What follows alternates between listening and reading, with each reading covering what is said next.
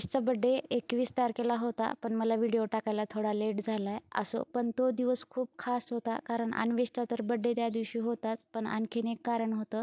मी मागच्या एका व्हिडिओमध्ये तुम्हाला म्हटले होते, की माझ्या जाऊबाईंची डिलिव्हरी झाली आहे, तर त्याच आमच्या बाळाचं आज नाव ठेवायचं पण होतं आणि सकाळीच त्याचं औक्षण करून घेतलं आणि बड्डे बॉयला साधा सिंपल असा शेवयाचा भात खूप आवडतो म्हणून त्याला शेवयाचा भात करून दिला. आम्हाला दिवस मावता निघायचं होतं आणि जाण्यासाठीच आम्ही तयार झालो, पण त्या अगोदर फक्त केक कट केला आणि असा सिंपल असा अन्वेषचा बड्डे केला, कारण आम्हाला डेकोरेशनसुद्धा करणं झालं नव्हतं, कारण निघायची घाई खूप होती.